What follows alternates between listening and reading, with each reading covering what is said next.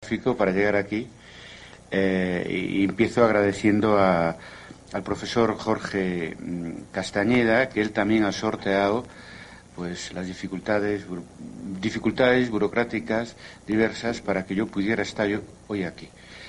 Agradecer también al Instituto Mora la invitación, las facilidades que ha dado para la realización de este acto,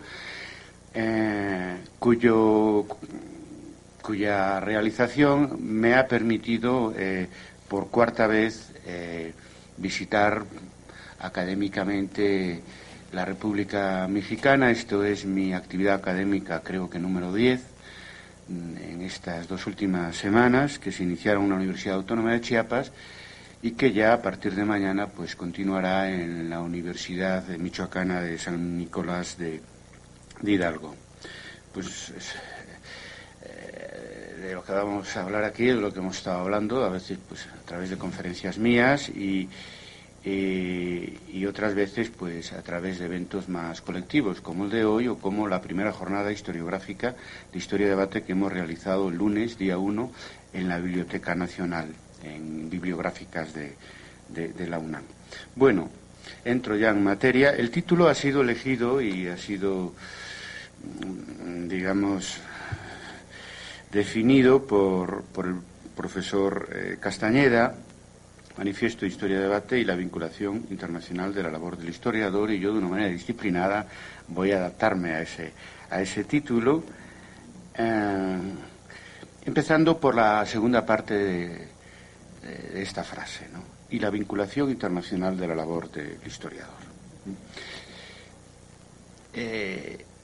Las relaciones académicas internacionales, en lo que nos afecta a nosotros y en lo que se afecta en general al intercambio académico entre universidades y países, ha cambiado radicalmente desde los años 90.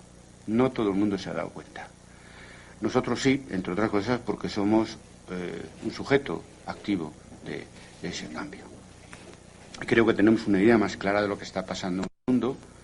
Bueno, eso lo tenemos casi todos, ¿no? Estamos en un proceso de globalización o de globalizaciones galopantes, pero muy pocos se han parado a pensar cómo esto está afectando a las relaciones académicas en el interior de los estados y sobre todo entre los estados y entre los continentes. Nosotros sí, porque somos fruto de esos cambios, ¿no?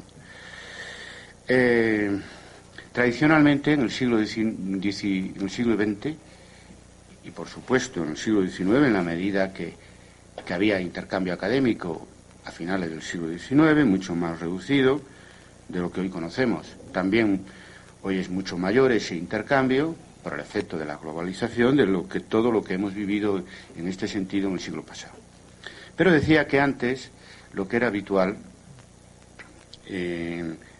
por parte de académicos latinoamericanos, y yo os diría que también lo que era habitual en España respecto al resto de Europa y de lo que antes se llamaba el primer mundo, era acudir a formarse a importantes universidades de Europa y de la parte anglosajona de la América del Norte. Y después el intercambio consistía fundamentalmente pues que académicos de Europa y de los Estados Unidos de América pues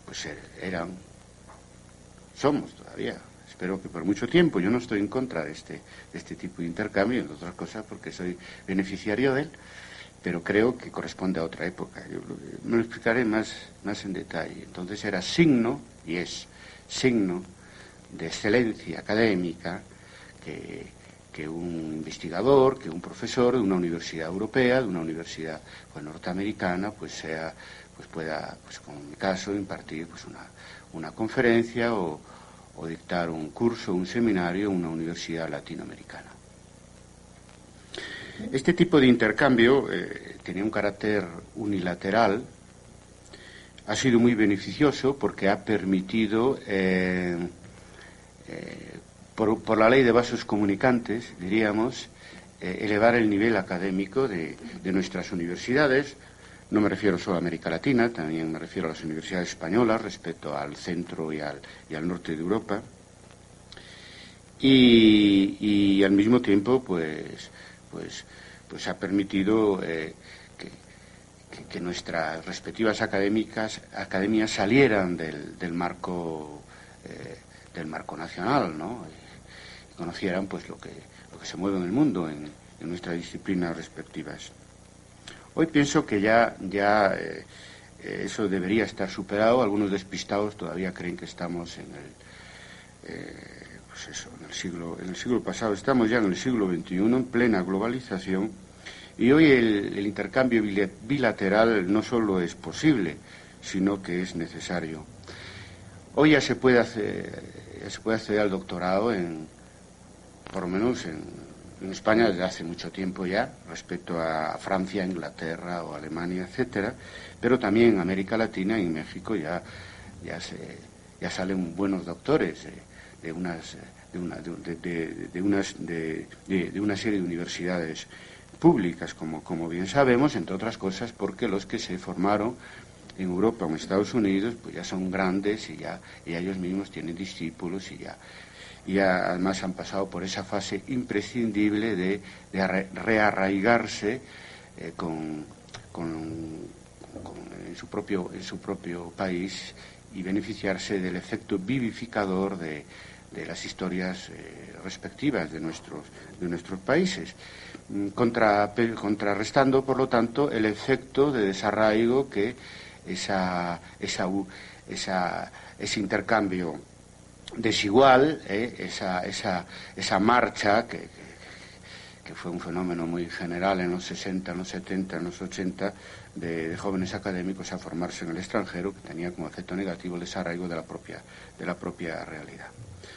Por lo tanto, hoy ya yo sigo aconsejando a mis alumnos que según los casos, pues que hagan el doctorado pues en la universidad donde yo estoy, o que en otros casos pues más bien tendencia a organizar, nuestra tendencia, por lo menos la mía, es organizar doctorados de doble dirección, ¿no?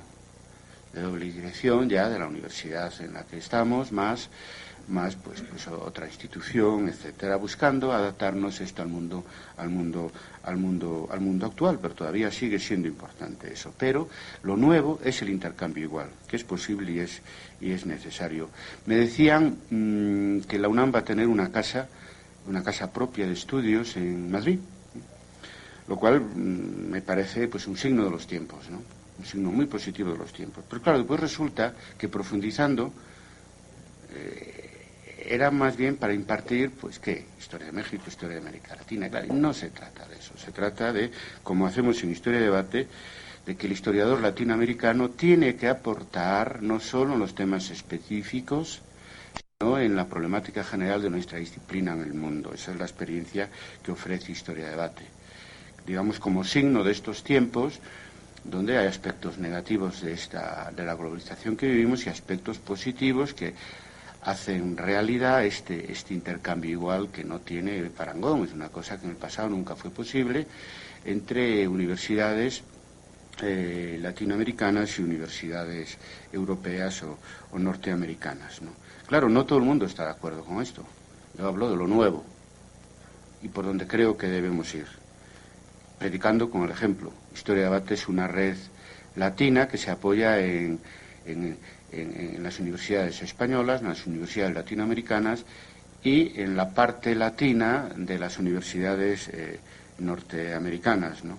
Y nos encontramos con unas resistencias que son las resistencias que existen para que toda la historiografía internacional se beneficie en condiciones de intercambio igual de los aportes de las universidades latinoamericanas.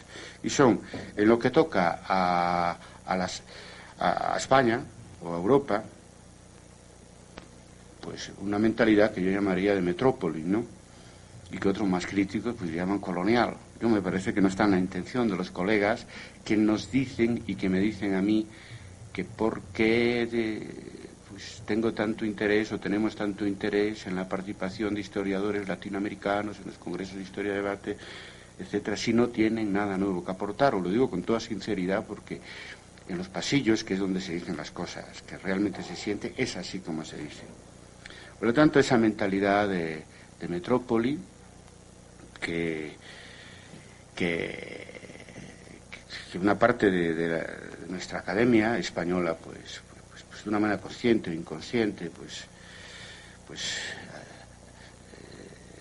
siente y actúa de una manera, en todo caso, menos grave que por ejemplo, la Academia Francesa, ¿no?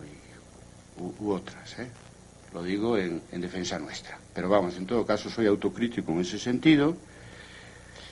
Y después existe otra mentalidad de resistencia a este intercambio igual académico, que hoy Internet hace posible, porque es que también necesitamos un nuevo medio de comunicación para que esto fuera posible, y no los medios convencionales.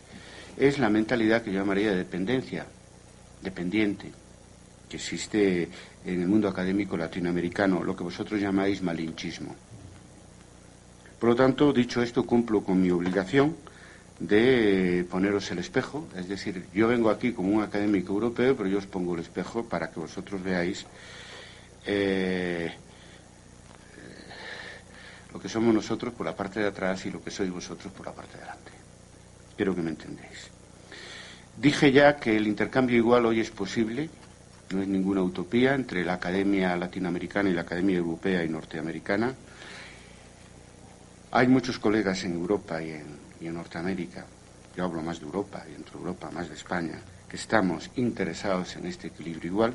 Entre otras cosas es muy sencillo, porque la academia española, y concretamente la historiografía española, fue también muy dependiente de las historiografías de países más poderosos en términos de política, de economía y de cultura, ¿no? Porque, claro, la relación económica y política que existe entre los países, pues tiene su reflejo, se quiera o no, en el ámbito de las relaciones académicas, en el ámbito de las relaciones historiográficas.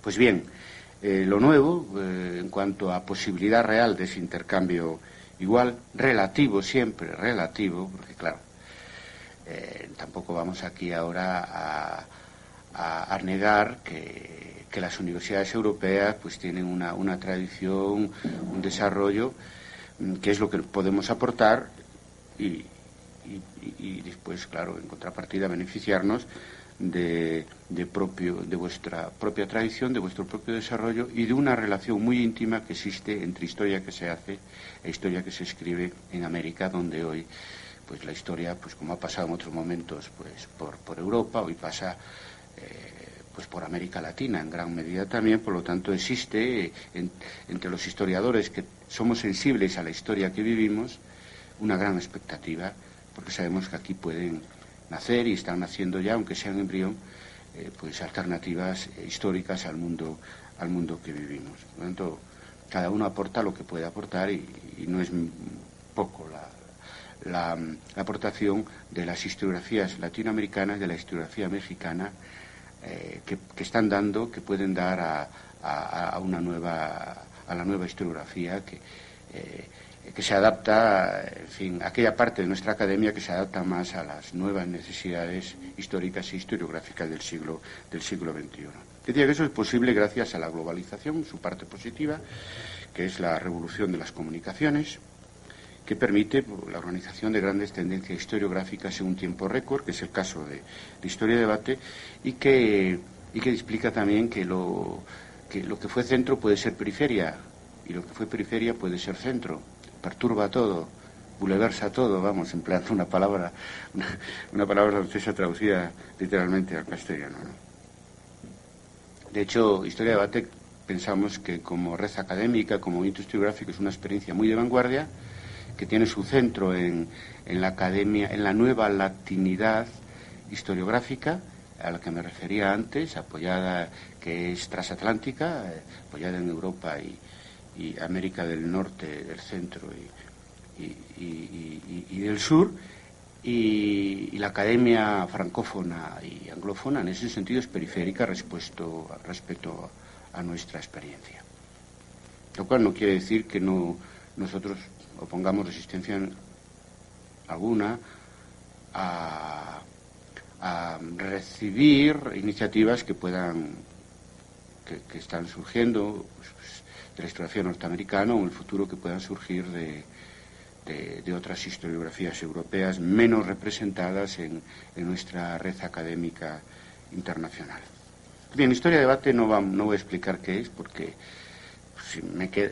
si lo hago de una manera muy prolija, pues me quedo ahí, doy por hecho que muchos ya conocéis, sino en nuestra página web www.h-debate.com tenéis ahí miles y miles de páginas, no asustaros porque está muy bien ordenado de información sobre una red académica que ha devenido movimiento historiográfico y que ahora cumple su 10º aniversario.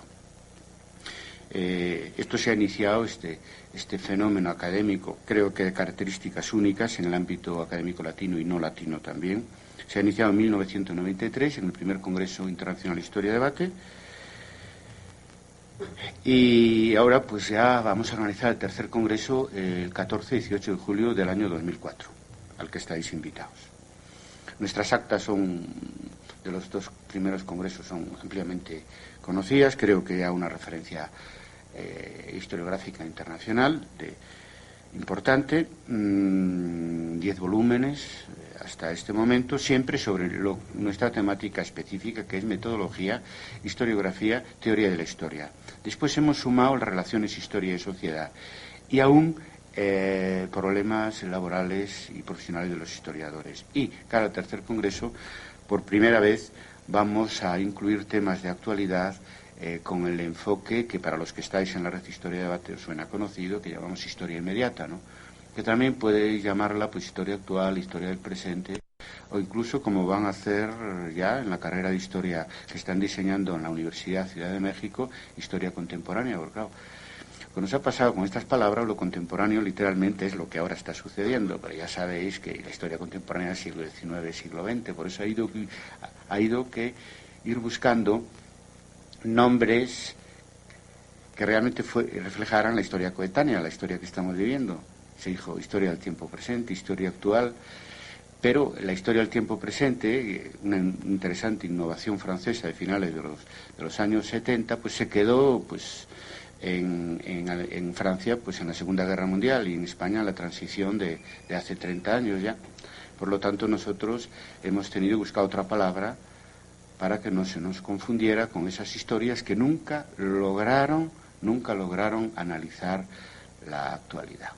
Y eso creo que es una de las novedades que ofrece Historia de Debate, que nosotros no solo tenemos la decisión tomada de incluir el presente dentro del ámbito de estudio de los historiadores, rivalizando, compitiendo y colaborando con los sociólogos, los antropólogos, los politólogos y tal, sino que además lo estamos practicando ya. Aquí creo que se iba a repartir, me parece que no se ha hecho, o está en la entrada, una lista de suscripción a Historia de Debate, ¿no? Hay una primera lista general, somos ya 1.800 historiadores de todo el mundo, unos 500 aproximadamente de todas las universidades mexicanas, o de casi todas, que es sobre temas generales, metodología, historiografía, teoría. Una lista, el número de colegas aquí interesados es menor, unos 500 aproximadamente, que llamamos de historia inmediata, donde debatimos acontecimientos de actualidad desde un ángulo histórico, historiográfico. En todo caso, a veces de un ángulo político, pero en todo caso son debates entre historiadores. A ambas cosas podéis suscribiros en unas hojas que creo que están en la entrada, ¿no? Que normalmente solemos repartir entre el público presente. Además, ahí hay la posibilidad de suscribir el manifiesto Historia Debate y también de preinscribirse al tercer congreso que celebraremos el año que viene. Decía que en el tercer congreso, por primera vez, y lo estamos pensando, porque ahí estamos en proceso de consulta, para decidir por internet, pero también, en fin, aprovecho el vis a vis de las relaciones personales en esta visita para recibir unas sugerencias antes de ayer muy positivas de Pablo González Casanova, de temática para el tercer congreso, que contamos que vaya a ser una de las figuras que representen a la historiografía mexicana en el tercer congreso Historia de Debate. Y vamos a incluir el 11 de septiembre globalización, antiglobalización, choque de civilizaciones. Vamos a poner en discusión el proyecto Nuevo Siglo Americano, debate con enfoque histórico, que es lo único que exigimos, y, en fin, eso, abriendo nuevos campos de inquietud para nuestra academia, sin abandonar, naturalmente, las áreas tradicionales que son tan necesarias y pueden ser enfocadas tan desde el presente como cualquier acontecimiento que estemos viviendo. Estuvo bien que se recordara que yo soy medievalista y reparto mi tiempo entre la investigación sobre el siglo XV y la reflexión y la investigación sobre la historiografía más reciente. Pues bien, ya se dijo aquí, lo dijo Jorge Castañeda, uno de los firmantes de nuestro manifiesto, de los 52 firmantes de nuestro manifiesto en México, pues el 11 de septiembre, pues eso, del año 2001, casualidades no hay en historia. Yo pienso que así como estábamos viviendo un giro histórico con la caída de las Torres Gemelas, nosotros estábamos proponiendo un giro historiográfico. Pudimos haber puesto el día 10 o el día 12 o el 13, pero nos pareció simbólicamente profundo el firmar en la red para su difusión pública la comisión que elaboramos las 18 proposiciones del manifiesto el 11 de septiembre. En este momento han signado, como decís aquí, que es una palabra muy bonita porque se dice igual en gallego. Yo me he encontrado aquí palabras que creía que solo las empleábamos en gallego, pero que, bueno, son del castellano antiguo, que aquí se han mantenido vivas, como por ejemplo la palabra amolar. Me quedé de piedra porque amolar es una palabra gallega, ¿no? Y en castellano en España no se utiliza. Vamos, es del castellano, pues bueno, no sé, en el Covarrubias probablemente estará. Ahora al llegar allá lo único que voy a hacer es buscarlo, porque es una palabra típicamente gallega, de la lengua hablada, no creáis de gallega culta, ¿no? Entonces aquí uno se reencuentra, pues eso, con aquellos años donde las lenguas romances, pues en la península, quitando la euskera, pues digamos que compartíamos mucho léxico, ¿no? Después, pues cada una ha seguido pues su camino propio. Pues decía que hay 239 firmantes del manifiesto de 24 países de 3 continentes, América, Europa y Oceanía. Y de esto es de lo que vamos a hablar. 18 proposiciones sobre el método, sobre la historiografía, sobre la teoría, sobre la relación con la sociedad, articuladas, abiertas a revisión constante, abiertas al debate constante, donde los que firmamos pues coincidimos en lo esencial, a veces con la letra, otras veces con el espíritu de esos textos. Yo me incluyo, a pesar de que me ha tocado también coordinar la redacción de estos 18 textos breves, y que prevemos su revisión global después del tercer congreso a finales del año 2004 o a principios del año 2005, ¿verdad? Ahí nos planteamos que una relación muy distinta de lo que fue la relación entre las tendencias y escuelas historiográficas en el siglo pasado. Es decir, nosotros somos críticos a la vez que deudores de aquellas corrientes historiográficas que consideramos rivales de historia de debate, porque digamos que nos beneficiamos de sus aportes al mismo tiempo que criticamos aquellos aspectos con los que no estamos de acuerdo con los partidarios de continuar con la historiografía de los años 60 y 70. Es decir, que no se han movido desde los 70 y siguen pues haciendo una historiografía marxista, analista, estructuralista de aquellos años. Insisto, diálogo crítico. Nosotros queremos, en nuestros planteamientos, veréis, queremos resucitar incluso aportaciones de marxismo, de análisis, etcétera, actualizándolas, pero no estamos de acuerdo con que la historia que se escribe tenga que estar tenga que seguir parada, quieta, en el cuadro de conceptos, de métodos, de enfoques, de temas de los años 70, ¿no? La otra corriente con la que establecemos el diálogo crítico son los posmodernos, ¿no? Son la historiografía posmoderna. Yo no diría más bien la influencia posmoderna en el oficio historiador, en el trabajo de historiador, donde reconocemos pues el aporte crítico del posmodernismo y al mismo tiempo pues criticamos pues eso, su nihilismo y sobre todo la coartada ideológica que ha que ha aportado a la fragmentación de nuestra disciplina, aparte que el carácter destructivo del proyecto moderno nos ha dejado sin alternativa. Nosotros somos más bien partidarios de la reilustración, ¿no?, de reformular el proyecto moderno, no de hacer tabla rasa, ¿no?, en ese sentido. Y en tercer lugar, la última corriente a la que me voy a referir, rival, amiga al mismo tiempo, pues es lo que llamamos los retornos a la vieja historia, ¿no? Es decir, la crisis de las grandes escuelas del siglo XX pues ha provocado y pues el retorno pues de la biografía, de la historia política, de la historia acontecimental, de la historia narrativa, de la vieja historia que en unos países más que en otros había marginado de la academia pues el marxismo, Anales, el neopositivismo, etcétera, ¿no? También hay intereses políticos en esto que han favorecido que volviera la historia de los grandes hombres.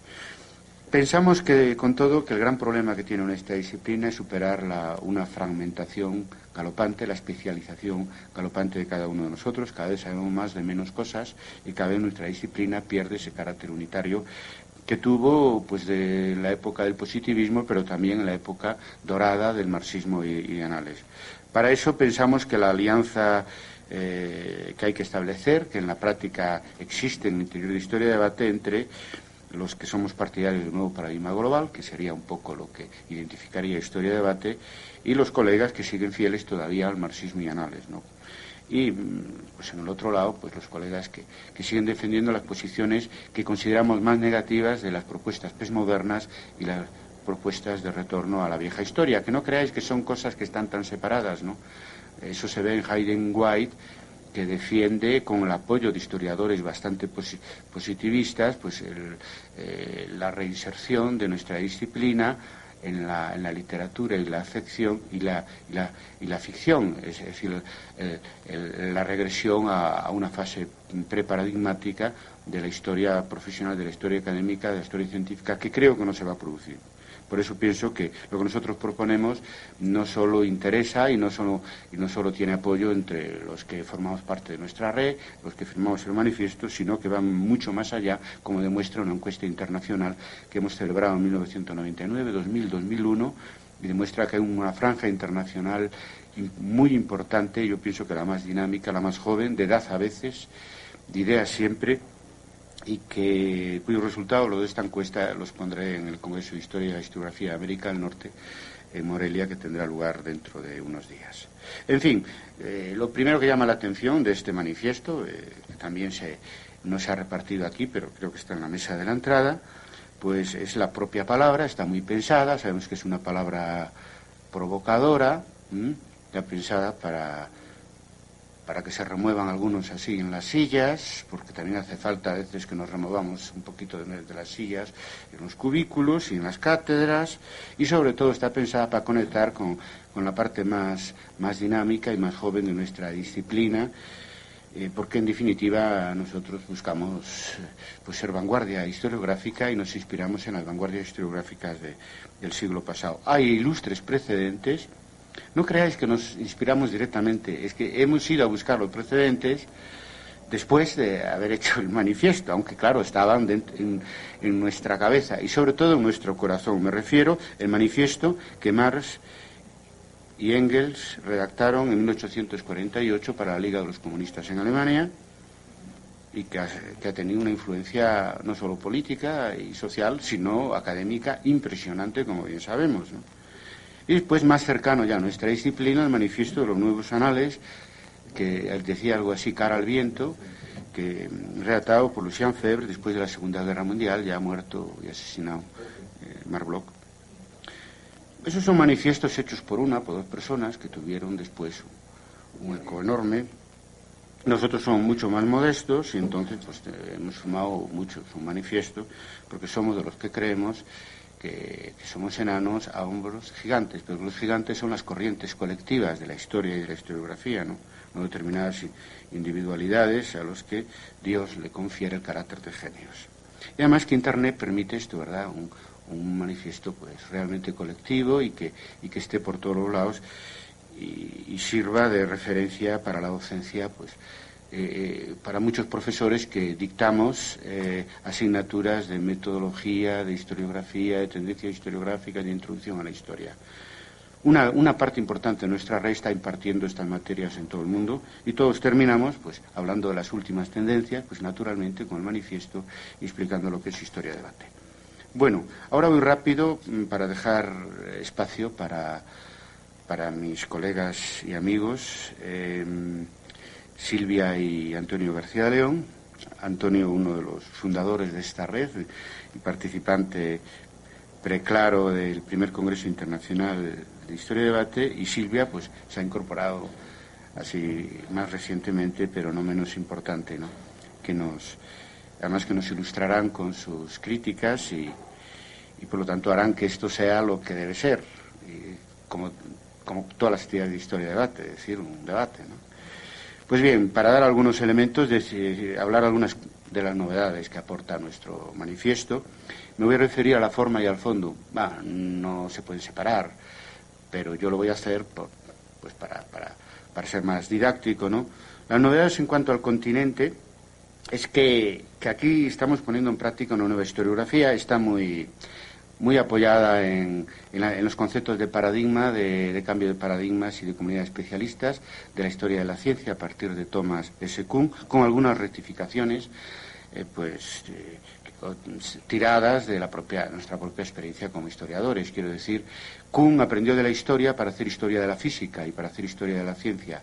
Y nosotros aprendemos de Kuhn para hacer historia de la historia, pero también como somos historiadores, Kuhn es un físico reconvertido en historiador, pues tenemos elementos y cosas que hemos aprendido del estudio de la evolución de nuestra disciplina para rectificar y mejorar los conceptos de paradigma, de revolución científica y los conceptos de comunidad especialista que nos aportó Kuhn y donde se cansó de explicar que eso que aprendía de la historia también era aplicable a la historia. Algunos despistados dicen que no, es que no han leído más que la estructura de las revoluciones científicas. Yo aconsejo y otra vez que al menos se lean todos los artículos de Tensión Esencial. Está publicado aquí por el Fondo de Cultura Económica y hay un artículo específico dedicado a la historia y la historia de la ciencia, según lo entiende pues este nuevo concepto de historia de la ciencia que supera Popper y el neopositivismo y que tanto ha revolucionado no solo la historia de la ciencia, sino la filosofía de la ciencia.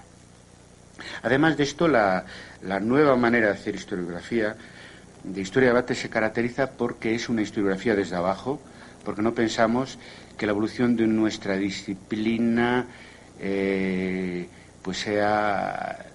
La podamos seguir estudiando grandes autores y sus grandes obras, porque pensamos que los grandes autores y sus grandes obras son consecuencia de corrientes colectivas. Es decir, Hobsbawm no existiría sin la historiografía marxista inglesa y Fernand Braudel menos sin la historiografía de Annales. Lo que pasa es que los partidarios, inconscientes muchas veces del retorno a la historia de los grandes hombres, no se explican la evolución historiográfica pues haciendo una historiografía de grandes hombres, olvidándose, como Hegel, gracias que Marx le dio la vuelta, de que la historia se mueve de abajo arriba, ¿verdad?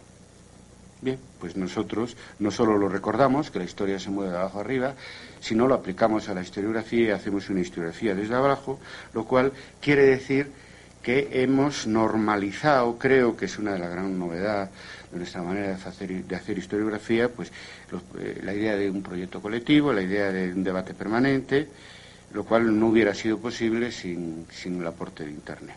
Algo es muy nuevo, que yo venga aquí no ofreciendo una opinión personal, sino que ofreciendo un proyecto colectivo, donde los individuos nos encontramos absolutamente libres, porque nuestro proyecto colectivo se basa en el debate, en la crítica y en la autocrítica permanente. Ya sé que esto, los que tenéis la misma edad que yo, os suena muy conocido, ¿no?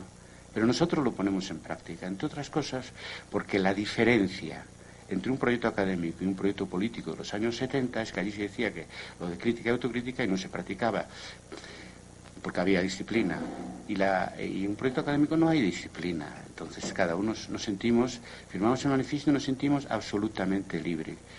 Y yo soy el que me confiero el mayor grado de libertad en el sentido de que lo que hemos firmado una fecha, soy el primero que, como cada día cambio de ideas, pues propondré la próxima vez que no estoy de acuerdo en lo que dijimos y en lo que firmamos. Y así los demás, y así hacemos una historiografía abierta, que es colectiva al mismo tiempo, donde cada uno nos podemos realizar tanto en ideas, en este caso historiográficas, como académicamente.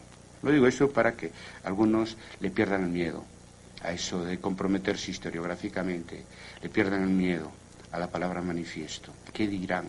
Me ata. No, nosotros no nos sentimos atados, firmamos un manifiesto y nos sentimos absolutamente libres, ¿no? No nos perjudica, más bien nos beneficia académicamente, o si nos puede perjudicar, pues por lo menos que nos perjudique el tener una posición historiográfica, no las pendejadas habituales que perjudican en la grilla académica. También de nuevo el debate. No creáis que nos ha sido fácil. Empezamos con historia de debate reconociendo que el debate no es un uso académico, nos ha costado bastante. Siempre en los congresos hay una parte de ponencias y una parte de mesas redondas, pero no hemos logrado normalizar el debate como un elemento permanente de nuestras relaciones académicas hasta que aterrizamos en 1999 en Internet. El debate, para los que seguís la lista, es permanente. De hecho, que no enviamos por nuestras listas información de congresos, eso se cuelga normalmente en la página web, y solamente pues opiniones sobre debates, unos más teóricos, otros más inmediatos, etcétera, y información sobre las actividades de historia de debate. Creo que eso lo hemos conseguido y, otra vez, dos ideas a la vez, no nos obstaculiza para nada el consenso.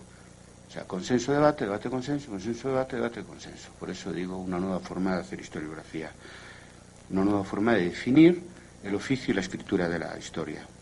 Y claro, volvemos como siempre a lo digital, que nos permite en tiempo real estar en contacto miles. Ahora aproximadamente, diariamente entramos en contacto vía listas, vía visitas a Internet. Nuestra web ha tenido 500.000 de visitas desde 1999. Entramos en contacto diariamente aproximadamente 3.300, 3.500 historiadores de todo el mundo. Lo cual no excluye actividades presenciales como esta, como los congresos. La verdad es que el nuevo paradigma está más bien en la combinación digital presencial, aunque claro, cada vez en nuestra red, en nuestro movimiento, cada vez el eje decisivo del intercambio, de la reflexión, de los consensos y los debates, cada vez más es Internet.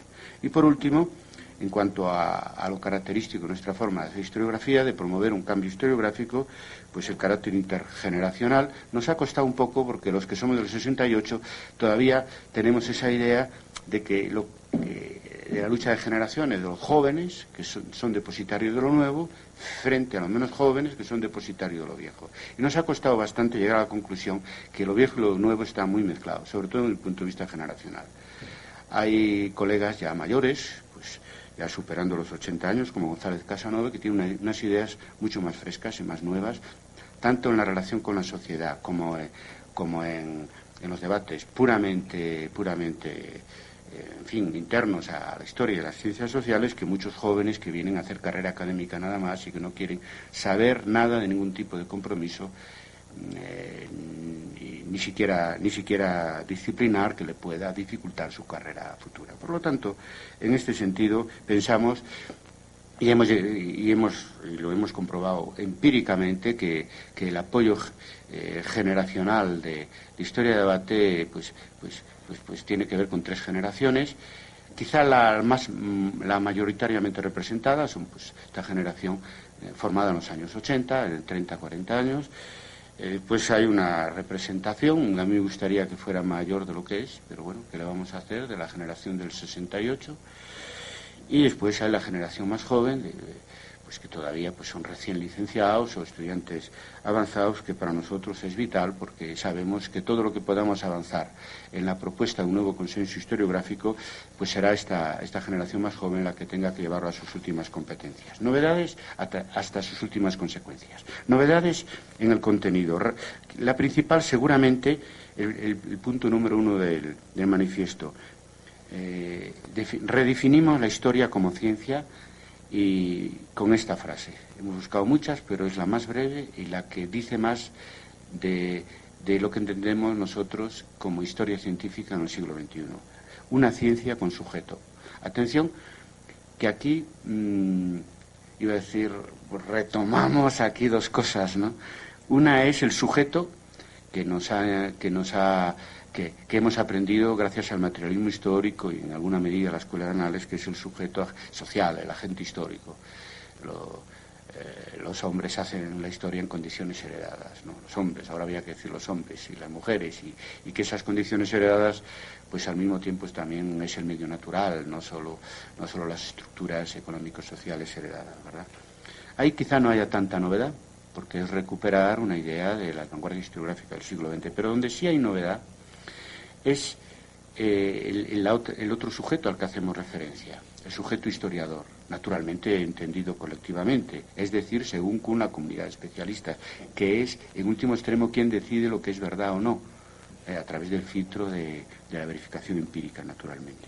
Ahí es donde creemos que está la novedad más grande. Es decir, para nosotros el historiador es parte activa del proceso de conocimiento, y ahí nos apoyamos para redefinir la historia como ciencia en los físicos que desde el principio de incertidumbre de Heisenberg y de la teoría de relatividad de Einstein y desde la teoría de Planck sobre las partículas ya hace un siglo, pues ya nos han enseñado que no se puede en ciencia separar el observador del objeto observado.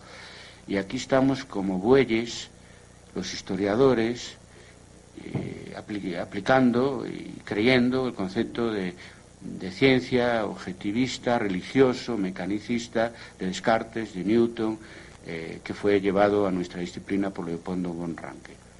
Por lo tanto, que nadie piensa que eso es una influencia del subjetivismo posmoderno, que sí, y de otras corrientes que no triunfaron en la academia, que han siempre insistido que toda historia es contemporánea y tal. No, es sencillamente poner al día el concepto de ciencia. Es decir, hoy lo verdaderamente científico es el trabajo donde se acepta el condicionamiento que el investigador ejerce sobre el objeto de investigación. Por lo tanto, nos gusta mucho la definición de que el historiador construye la historia al tiempo que la descubre, o descubre la historia al tiempo que la costumbre. Es que la construye. Eso ya lo dijo E.H. Carr. Pasa que no se le hizo caso a ninguno.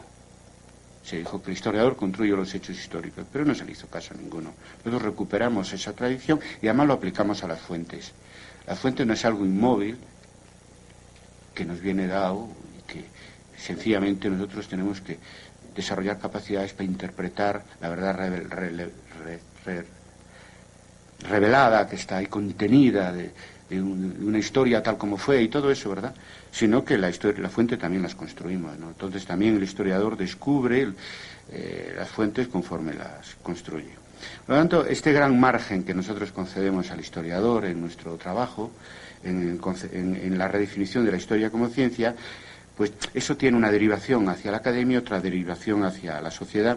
Por lo tanto, cuando hablamos de la reconstrucción del paradigma historiográfico nos referimos a tres cosas que son un poco la misma, pero como siempre, pues las separo para describir y para ser pedagógico. Hablamos de una reconstrucción paradigmática, de una reconstrucción de la comunidad de historiadores y de una reconstrucción de nuestra relación con la sociedad que nos rodea. La reconstrucción paradigmática pues parte de un balance autocrítico de la herencia de la escuela de análisis, del marxismo, del neopositivismo, para adecuarlas al siglo XXI, rechazando aquello que ha resultado erróneo e introduciendo todo lo nuevo que no existía en la época de Bloch o en la época de fundación por parte de los historiadores del Partido Comunista Británico de la revista Past and Present en el año 1952. Después nos planteamos la innovación en un terreno muy difícil, ¿no?, que es la innovación después de las nuevas historias y sus secuelas. Por lo tanto, nosotros cuando hablamos de innovación no hablamos de líneas que han sido producto de la coyuntura historiográfica, de la coyuntura historia de finales de los 70, principios de los 80. Algunos despistados siguen pensando que eso es lo último, y han pasado 20 años ya, y lo último hay que buscarlo ahora. Porque si la historia cambia, tiene que cambiar la estructura de la historia. Creo que hemos conseguido ya, y es otra de las novedades que ofrecemos, la normalización de la historia pensada, de la reflexión sobre metodología, historiografía, teoría. Pienso que en Historia de Debate eso ya es pan comido, como se dice, y por lo menos en la parte de la academia y de nuestras historiografías nacionales respectivas, que está representada en Historia de Debate, ya nadie discute que una parte del trabajo de historiador, a mí me gustaría que fuera un 10, un 15% o un 20%, pues tiene que estar dedicada a la autorreflexión y a la reflexión, y eso ya lo hemos conseguido. No digo que esto esté conseguido en el conjunto de la academia, sino en la parte que nosotros representamos. Y también hemos conseguido, ya lo dije antes, la normalización del debate. Pienso que eso es muy importante porque la academia, naturalmente, sobre todo en todos los sentidos, tanto en cuanto a intercambio entre historiadores, a través de grandes figuras y todo eso, como en el intercambio docente, en la relación docente-discente, etcétera, pues es muy jerárquica y es lógico, tiene que haber esa relación maestro-alumno que nosotros hemos proyectado a las relaciones entre académicos. El contrapunto necesario, que es el contrapunto de la horizontalidad y del debate, creo que ya lo hemos logrado, por lo menos en nuestra red, en nuestro movimiento historiográfico. Y también estamos empezando a avanzar, no hemos llegado hasta el fondo, en nuevas historias globales, lo que llamamos historia mixta, y hemos adoptado, o vamos a ver, son dos temas que se van a discutir en el tercer congreso, la World History, la historia mundial como historia global, que es una iniciativa norteamericana que nos parece sumamente interesante, es para superar en la práctica la fragmentación, tanto de tipo nacional, intercontinental, etcétera, en el campo de la investigación empírica, en el campo de la historiografía, ya lo hemos logrado, como superar pues aprobar la asignatura pendiente de una historia total que se quedó en horizonte utópico y que nosotros queremos que se transforme en programa de investigación. La reconstrucción de nuestra comunidad de especialistas en la parte que nosotros corresponde, en la parte que nosotros representamos, pues pasa porque desplazar el centro de gravedad característico de las historiografías del siglo pasado, que estaba en cuanto a nuestra relación con otras disciplinas, que estaba en la relación entre historia y geografía, historia y antropología, historia y economía, historia y sociología, desplazarlo al interior de nuestra disciplina. Seguimos estando interesados en la interdisciplinaridad, creo que es algo que está ampliamente ya aceptado como consecuencia del esfuerzo de Annales, del marxismo, etcétera, del siglo pasado, pero ahora nos planteamos como objetivo la intradisciplinaridad, aplicarnos la interdisciplinaridad a nosotros mismos.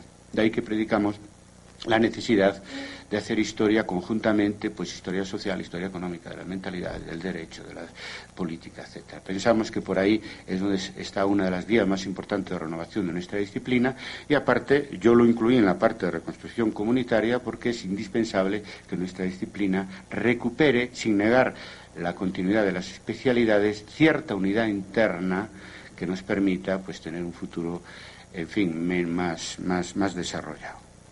Al mismo tiempo, creo que estamos demostrando con el ejemplo, es la hora de las corrientes, de las escuelas, de las tendencias historiográficas, aquello de que lo de las 100 flores, que florezcan 100 flores, así, de nuestra época juvenil, es muy necesario que ahora suceda. Nosotros estamos demostrando con el ejemplo, creo que somos la primera tendencia historiográfica latina, de la historia de la historiografía, pero también la primera tendencia, una de las primeras de la historiografía en el siglo que viene y queremos que se sepa que hoy ha vuelto la época de los proyectos colectivos en nuestra disciplina. Y al mismo tiempo, claro, nos planteamos con toda la seriedad, casi nadie lo hace, el problema del relevo generacional, lo que va a pasar aquí en la década siguiente, mucho más aquí, porque yo me he enterado las edades medias del profesorado en la UNAM y me he quedado sorprendidísimo, y aquí tenemos el problema del relevo generacional, un plazo de 10 años. El manifiesto lo vais a leer, nos preocupa que ese relevo pues sea hacia atrás, ¿no? Porque hay una parte importante de los historiadores más jóvenes pues que tienen una actitud muy conservadora, ¿no?, desde el punto de vista historiográfico, a veces incluso teniendo una actitud progresista desde el punto de vista político. Pero bueno, supongo que será también culpa nuestra, ¿no? Quizás los alumnos captan nuestros escepticismos, nuestras desesperanzas, nuestros desencantos, nuestras decepciones. Entonces se hacen más conservadores de lo que deberían. Bueno, en todo caso es un problema que hay que ver qué va a pasar con esta disciplina, un plazo de 10 años, cuando ya nos jubilemos todos. Incluso aquí en la UNAM, que se quedan pues los colegas hasta el último momento dando clases, pero claro, eso tiene un tope biológico y después viene la renovación de prácticamente el 90% del profesorado. ¿Qué va a pasar con esta disciplina? ¿Con qué ideas vienen estos jóvenes? Hay que trabajar en esa dirección. Y por último, una reconstrucción de historia y sociedad. No lo digo porque algunos piensan eso, ¿no? Están muy equivocados. No lo digo porque yo sea una persona de izquierdas y todo esté interesado en que la historia contribuya a transformar el mundo en un sentido positivo, que eso también es cierto, y eso es cierto también en el caso de muchos, probablemente la mayoría de los que constituimos nuestro movimiento.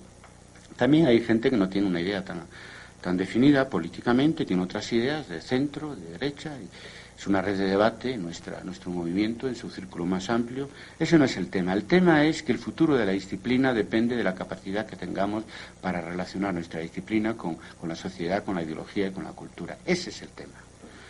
En ese sentido hemos recuperado la palabra compromiso. Es una palabra fuerte, pero que asusta a algunos, pero que sepan, los más academicistas, que el mundo que viene es un mundo solidario, es un mundo comprometido. Y es una característica, por lo menos, de una gran parte de los jóvenes, que en España lo estamos viviendo de una manera conmovedora. En Galicia el desastre del Prestige ha llevado a miles de voluntarios, en su gran parte estudiantes universitarios de toda España y de otros países de Europa, allí, de una manera desinteresada, a limpiar el chapapote que llamamos allí, es decir, el petróleo que ha inundado nuestras pistas, ¿no?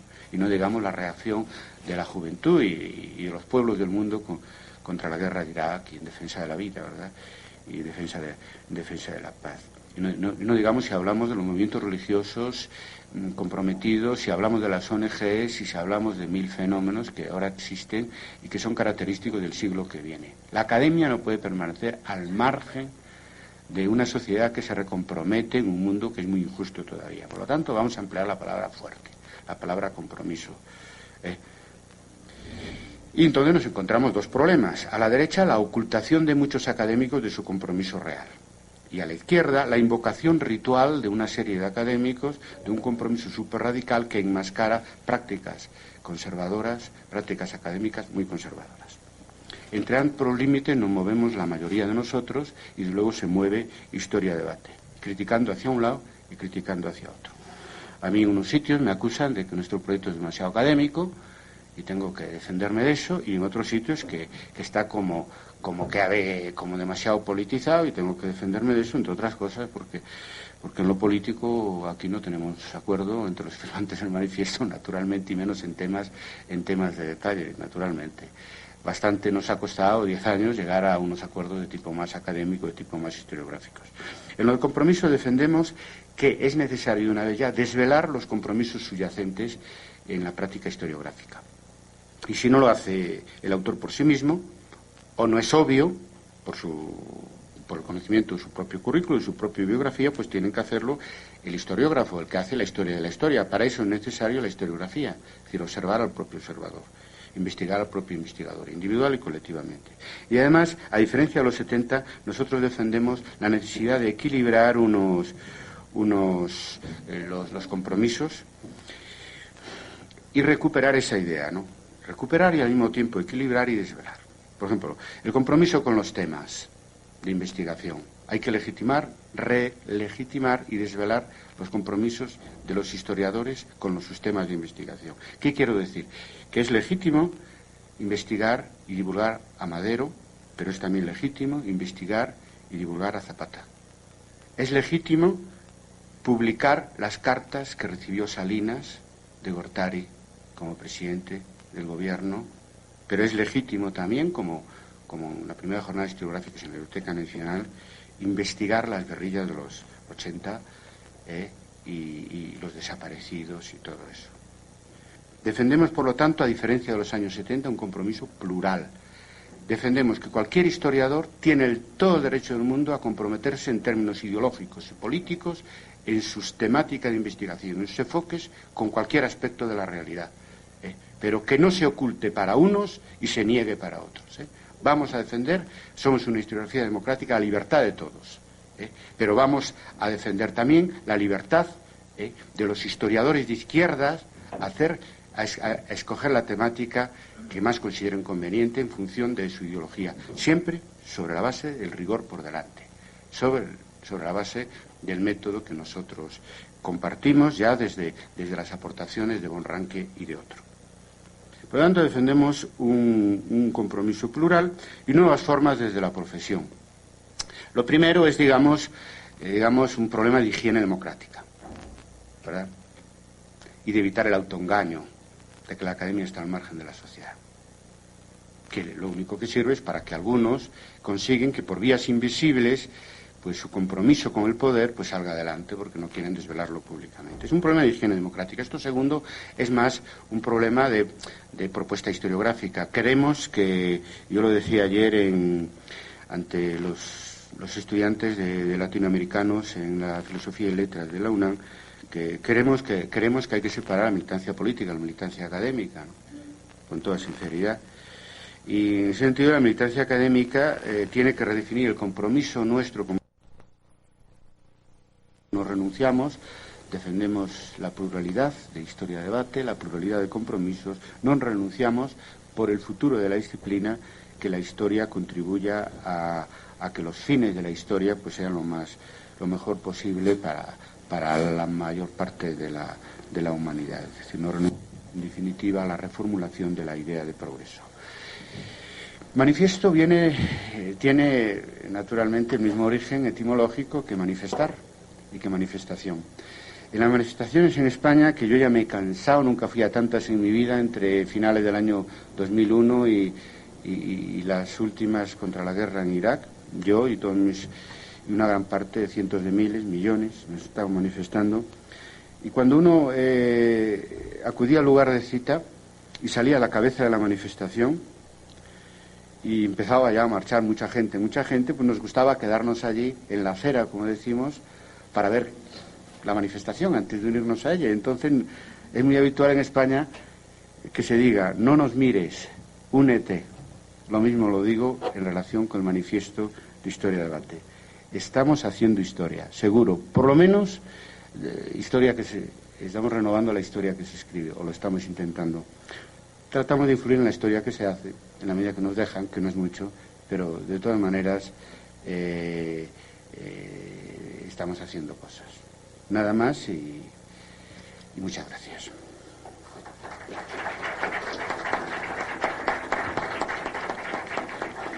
Ahora pasamos a la parte de los comentarios con la primera intervención del doctor Antonio García de León.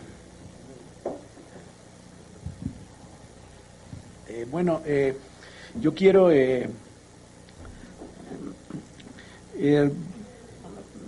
decir algunos comentarios en función sobre todo de este trabajo y reconociendo sobre todo el gran esfuerzo por coagular ideas que realizan Carlos Barros y los iniciadores de esta secuencia, yo diría más bien una secuencia que se llama el Manifiesto, que es de Historia-Debate, y quisiera también exteriorizar aquí algunas reflexiones y dudas, que sobre todo son reflexiones y dudas personales y en lo que a este debate concierne, y que tiene que ver sobre todo con este espacio de libertad que se ha logrado a través de las diferentes discusiones propiciadas en la República de los Historiadores por estas, por estos resultados de un esfuerzo que ha culminado por lo menos en 2 grandes reuniones en Santiago de Compostela. La próxima se realizará en julio del año próximo, que tiene que ver con el famoso jacobeo del señor Santiago, etcétera. Coincide, hay un ceremonial también de tipo religioso, yo incluso lo he puesto por escrito, que me parece también muy interesante.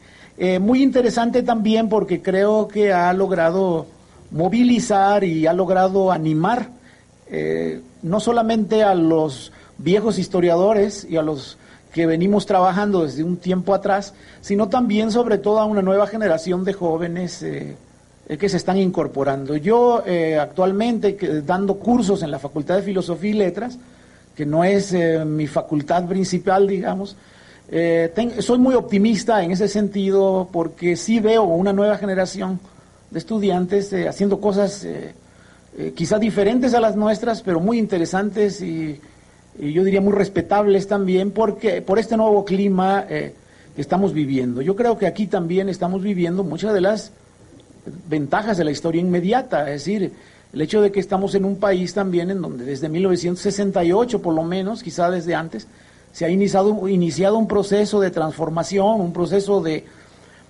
transición desde un estado muy autoritario hacia todo esto que estamos viviendo, que en lo que estamos inmersos, en lo que por supuesto a veces no estamos totalmente de acuerdo, pero bueno, ahora tenemos por lo menos la capacidad de poder, o la libertad de poder criticar, de poder incorporarnos a una transición inconclusa, que yo creo que es uno de los mejores productos de lo que viene ocurriendo en México en la historia inmediata precisamente de los últimos 20 años. Fenómenos muy interesantes que nos han obligado como historiadores también a incorporarnos, digamos, o ya sea desde la acera como observadores, o ya sea también a veces, bueno, en el torrente de la manifestación, en donde uno también a veces pierde o ve las cosas de otra manera. Créanme que la edad también le da a uno cierta desconfianza socarrona, que es producto precisamente de los tumbos que dio nuestra generación en los intentos por transformar el mundo y que finalmente dieron la vuelta en círculo o dieron resultados que no eran los resultados esperados tampoco, ¿no? Para quienes pertenecemos a la generación del 68, bueno, todo esto que está ocurriendo también no lo habíamos, por supuesto, previsto, pero considero que no es nunca del todo malo. Es decir, estamos ante estas salidas de la historia que siempre resultan aleatorias y resultan a veces sorpresivas en uno o en otro sentido. Hemos firmado también tantos manifiestos y proclamas que ahora nos cuesta trabajo tomarlos demasiado en serio. En una anterior presentación del manifiesto el año pasado en la Facultad de Filosofía y Letras de la UNAM, ya insistía yo en que los postulados me parecían realizables si no los tomábamos como una especie de programas antivirus que podíamos actualizar de tanto en la red para mantener limpias nuestras conciencias, bien escaneadas, vamos a decir, y vigentes nuestras vacunas metodológicas. O para advertirnos sobre los peligros pues sobre todo en este tono que a veces el manifiesto puede tener y que puede sorprender a muchos, los peligros del retorno a la vieja historia, las trampas del subjetivismo resucitado por la corriente posmoderna a finales del siglo XX, las amenazas del giro positivista y conservador que amenaza con devolver nuestra disciplina al siglo XIX, etcétera, ¿no? Decía Pierre Vilar, refiriéndose a las preocupaciones de los historiadores marxistas de su tiempo, cuando el marxismo era el gran paradigma de nuestras vidas, decía lo siguiente, dice: el comercio de la historia tiene en común con el comercio de los detergentes que fácilmente se hace pasar por una innovación, pero se diferencia en que en el de la historia las marcas están muy mal protegidas. Cualquiera puede llamarse historiador, decía, cualquiera puede añadir marxista, cualquiera puede calificar de marxista cualquier cosa. Y traigo esto a colación para que el camino que piensa recorrer el manifiesto sea en base a un análisis de las reales posibilidades que tiene nuestro gremio, bastante limitadas por cierto, sobre lo que se piensa que se puede construir con historia debate, porque nuevamente corremos el peligro de bordar en el aire si no la sustentamos con un trabajo real y verificable que pueda avalar el sello de marca de nuestra nueva historia.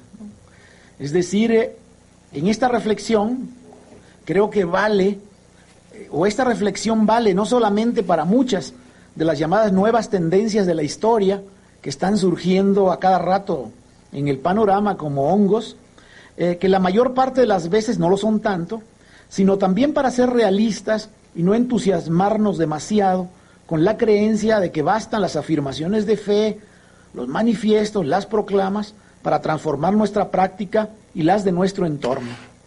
En ese sentido, creo que no es suficiente una nueva historiografía virtual que pudiera estar solamente basada en el chat, en el internet o en el puro debate para innovar nuestro quehacer.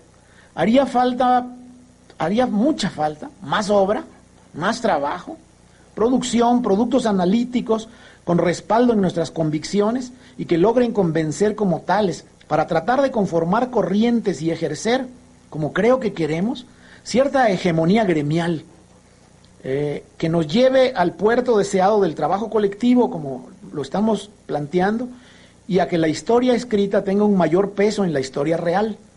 En otras palabras, poniendo a discusión dentro de un gran espacio social interdisciplinario nuestra producción como historiadores, no antes. Es decir, creo que en ese sentido nos está faltando, no estamos acostumbrados al debate. No hay debate sobre muchos temas. Incluso lo estamos viendo en el caso de México. En realidad no existe un debate sobre lo que está pasando. Ni siquiera, ya no se diga de los políticos, ni siquiera de los académicos. La hegemonía cultural en el oficio, por lo tanto, es una tarea muy difícil, muy hacia arriba, ¿no? La hegemonía cultural en el oficio es un asunto mayor y depende mucho más de los resultados reales a los que todo esto conduzca. Esta hegemonía no se podrá construir solamente con intenciones manifiestas o con militancias, más apegadas a veces a lo político, como aquí se ha dicho. Pues en el siglo pasado pudimos constatar, por ejemplo, aquí en México, que muchos historiadores de archivo y de cantera, de pocas palabras y pocas pulgas, como dice por ahí Luis González, ¿no? Eran más revolucionarios de lo que creían o proclamaban, y otros más extrovertidos y generalistas, menos de lo que imaginaban, y que una mayor o menor adscripción a una historia problema, que esa era una de las esencias del paradigma marxista, dependía en última instancia más de la estructura interna de sus prácticas metodológicas y de la solidez de sus resultados concretos que de las buenas intenciones declaradas en los prólogos, en los marcos teóricos, a los que también fuimos muy afectos, o en las entrevistas a las que seguimos siendo muy afectos, ¿no?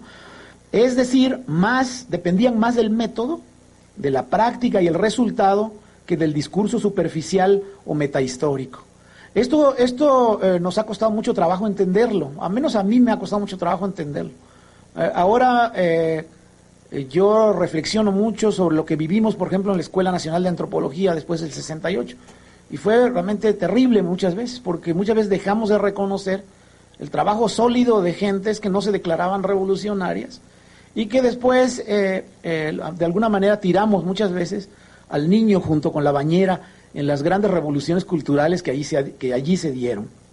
Todo esto sirve para documentar también nuestra precaución, para hacer polvo nuestras ingenuidades y para ubicarnos mejor en un mundo en donde sabemos que los historiadores o los científicos de toda la haya no son los que ejercen el poder.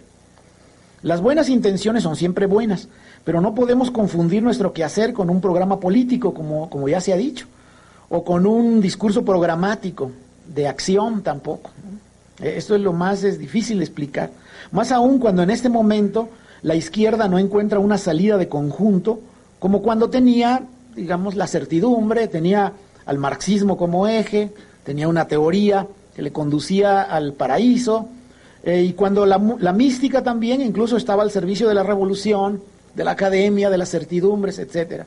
Eclosionadas todas estas en los últimos años. Pensar políticamente bien es pensar históricamente bien. Pensar políticamente bien es pensar históricamente bien. Era otra de las frases repetidas también y preferidas de Vilar, de Pierre Vilar, para referirse sobre todo a la necesidad de entender el presente y de vincularnos como historiadores no solo a la escritura de la historia, sino también a la modificación de su curso, aunque fuera en proporciones modestas, un compromiso modesto, ¿no? Y allí se suscita el problema de la historia inmediata, a la que Carlos se ha referido también de manera muy amplia, la que muchas veces como producto del análisis, en donde ha intervenido el necesario alejamiento del objeto, porque este alejamiento cuando hacemos historia inmediata, tenemos también que ver lo que estamos viviendo como si lo estuviéramos viviendo en el pasado, ¿no? De alguna manera. Por esta, digamos, por este método de alejamiento que hemos utilizado cuando hablamos del pasado. Tampoco conmueve a los políticos ni guía su accionar. Antes bien, en el terreno coyuntural los inquieta, ¿no? Muchas veces hemos sido testigos aquí mismo en México de cómo ensayos históricos o pretendidamente históricos sobre problemas políticos contemporáneos o modernos suscitan polémicas de tipo político sobre todo, ¿no?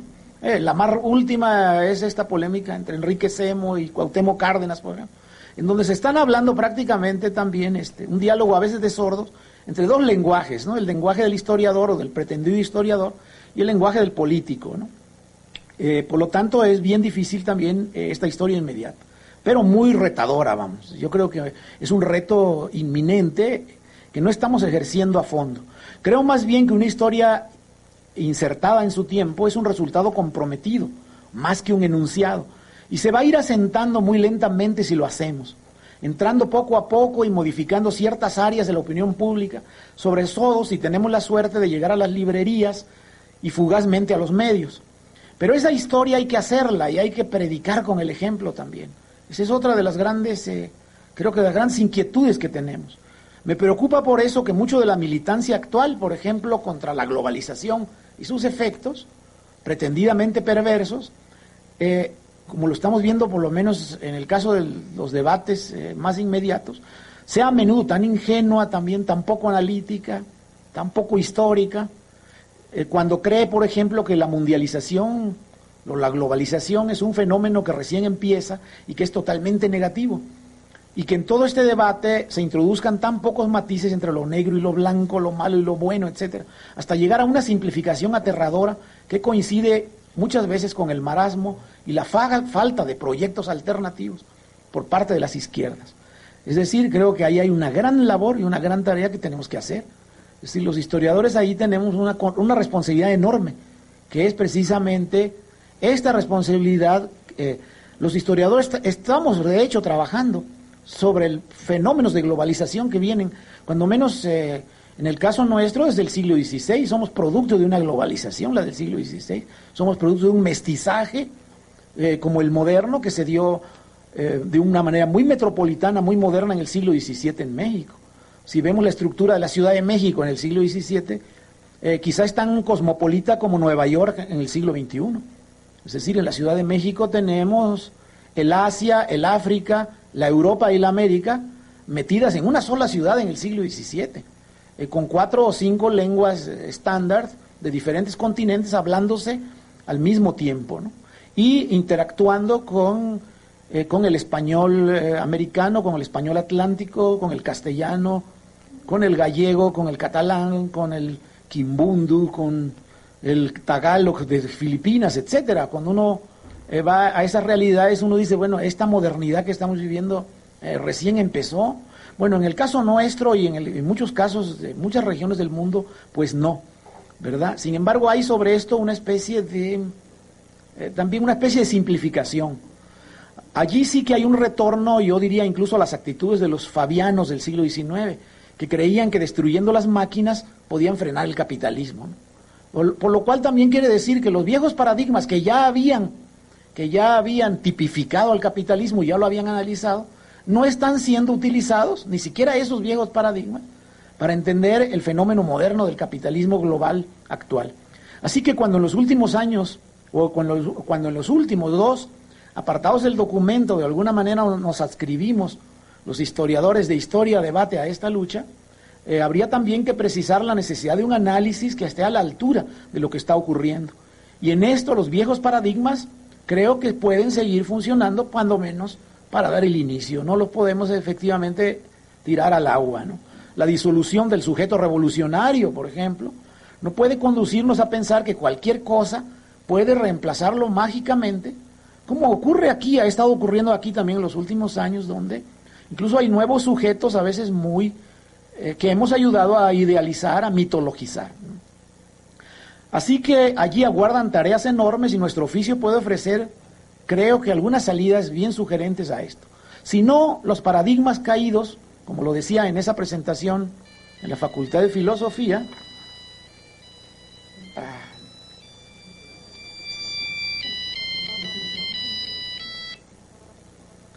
Anika Busti.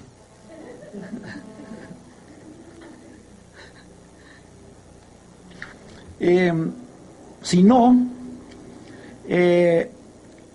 no, como lo decía en aquella presentación, los paradigmas caídos solo pueden jugar el papel de troncos flotantes en una inundación cuyas dimensiones desconocemos, ¿no? Que es también lo que posiblemente está ocurriendo, cuando muchos de los colegas todavía, vamos a decir, adscritos a esos viejos paradigmas, están agarrados de esos viejos paradigmas, pues muchas veces lo están porque tampoco quieren nadar en una corriente que no sabemos hacia dónde va. Me preocupa también porque una de las características del discurso político dominante de la derecha global actual es el maniqueísmo, y no veo por qué responder, no tendríamos por qué responder con nuevos maniqueísmos o con maniqueísmos reciclados. Pero por otro lado, tampoco soy tan catastrofista, digamos. También yo pienso que no habría que ser tan catastrofista como para pensar que la historiografía del siglo XIX puede retornar tan fácilmente al escenario. Yo coincido en esto con Carlos, de que esta historiografía del XIX no tiene capacidad de retorno. O que todo lo malo nos acecha a la vuelta de la esquina para devorarnos. Pues afortunadamente mucho de la nueva historia ha construido variadas barreras y matices. Y a pesar de la estrepitosa caída de los grandes paradigmas y de la fragmentación subsecuente, ha logrado también avances sustantivos que no podemos dejar de valorar. En lo que sí hay un vacío es en una mejor comprensión de los procesos históricos de las últimas décadas. Es decir, en esto coincido de que hace falta mucha historia contemporánea, entendida como historia contemporánea, lo que ha ocurrido, lo que nos ha conducido sobre todo digamos, a la coyuntura del año 2000 en México. Pues faltan análisis que vayan más allá de las apreciaciones estrictamente políticas como se vienen dando y de las militancias ocasionales como también se vienen dando. Habría que imaginar como un solo proceso económico, social y cultural, por ejemplo, el período que va de los años 60 al año 2000, uno de los más ricos y enigmáticos de la historia de este país y de la historia del mundo. Por lo demás, en nuestra propia tradición historiográfica tenemos ya tradiciones y valores que habría que resaltar y transformar en función precisamente de la construcción de estas nuevas pautas. Esta caída habría que verla más bien, la caída paradigmática, habría que verla más bien como la tardía adecuación de las ciencias sociales a la muy anterior o temprana revolución en las ciencias exactas y naturales, que data de 1929 precisamente, con la teoría de la relatividad en las ciencias naturales y otras teorías en las ciencias exactas y naturales, y que ha modificado el concepto antiguo de cientificidad, de certidumbre, de relatividad y sobre todo de relación con los temas de análisis, esta relación entre el observador y el observado, y no siempre con malos resultados. Hoy el análisis del discurso histórico, también el giro lingüístico, la metahistoria, incluso la filosofía sobre la escritura de la historia que se está produciendo, por ejemplo, entre muchos otros temas que son producto de la tan temida fragmentación, creo que han enriquecido mucho del razonamiento y los resultados y son aprovechables siempre y cuando nos coloquemos por encima de la discusión inmediata y podamos recuperarlos desde una perspectiva de nueva totalidad o de una humanización de las ciencias humanas, una necesaria humanización de las ciencias humanas. Tenemos pues que asumir, y en la práctica lo estamos haciendo, aunque en el discurso a veces lo negamos, que la globalización nos permite alcances inmediatos a situaciones de conjunto insospechadas y que no estamos muchas veces a la altura de tomar esos instrumentos con fuerza como para sacarles ventajas, ¿no? O sea, aquí hay todavía tenemos al menos una posición dubitativa que yo creo que habría que totalmente superar. A fin de cuentas, y como también lo decía en aquella ocasión en Filosofía y Letras, la vieja afirmación de Benedetto Croce, el viejo Benedetto Croce, nos viene como anillo al dedo cuando decía que los requerimientos prácticos que laten bajo cada juicio histórico dan a toda la historia un carácter de historia contemporánea.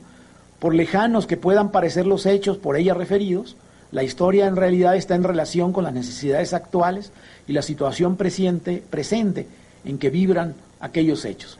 Muchísimas gracias.